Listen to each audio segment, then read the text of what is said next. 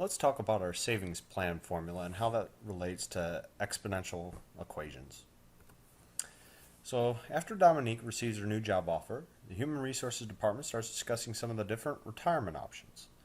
Although she's only 25 years old, Dominique wants to contribute immediately to her company's 401k plan.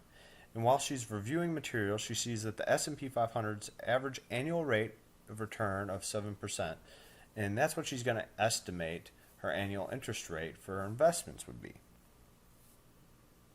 Now, if Dominique plans to retire at the age of 66, what would her regular monthly deposits into the 401k plan need to be in order for her to be a millionaire by the time she retires?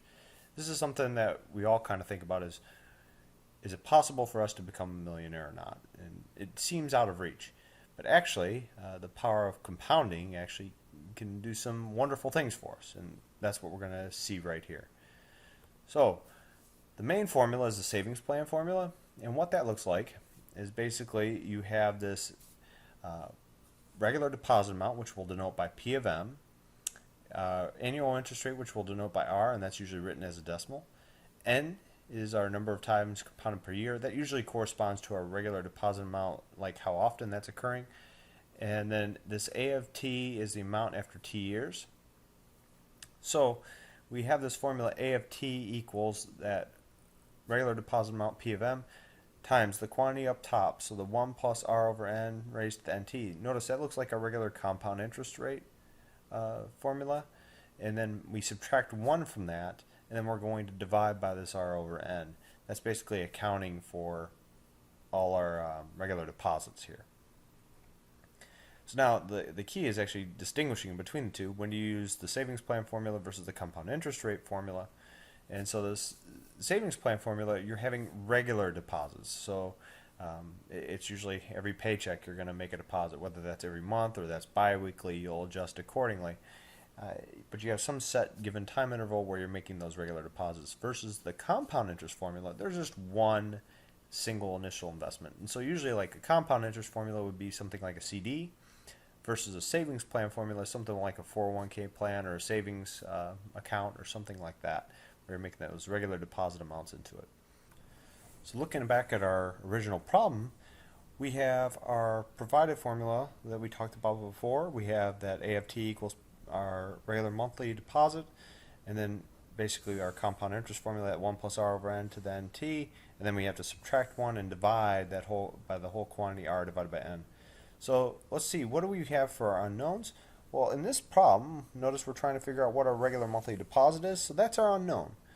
And in terms of what we do know, though, the givens, we have our interest rate, our annual rate of return, what we're looking for, that's going to be 7%, which is 0.07. We have number of times compounded per year, that's going to be 12 because it's a monthly deposit is what we're looking at.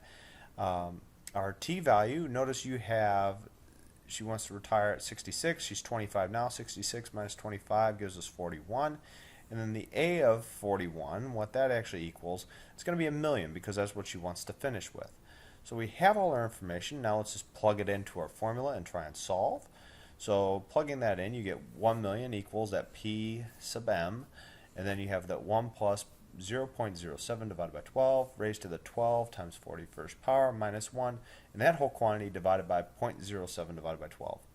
So the first step in solving for this, we can multiply both sides by the denominator, so you get 1 million times that 0.07 divided by 12 equals our regular monthly deposit amount times that quantity that was in the numerator there. So what do we do now? Well, we just divide by what that regular monthly deposit amount is multiplied by. So this gives us our P of M equals the 1 million times 0.07 divided by 12 all over that quantity, that 1 plus 0.07 divided by 12, that whole thing raised to the 12 times 41 power minus 1. Make sure you're putting parentheses in the appropriate places. You want the numerator to be in parentheses. You want the whole denominator to be in parentheses. Common place as well, you want the exponent to be in parentheses. So as long as we punch that into the calculator correctly, all of a sudden we get this $353.74. So keeping that in mind, Dominique can retire at age 66 with $1 million if she deposits $353 $1,000,000.74 a month. And to give you an idea how much money that is, it's a little bit over $4,000 a year. And then if you think of the lifetime of deposits, you'd be thinking, wow, a lot of money to get towards $1,000,000. It's actually only around 175,000, to be honest with you. So not a lot of money invested to get $1,000,000. So what is the key component here? It's that compounding effect. And I can't emphasize that enough as to what happens. But at the end of the day, we're just solving exponential equations. That's all there is to these problems.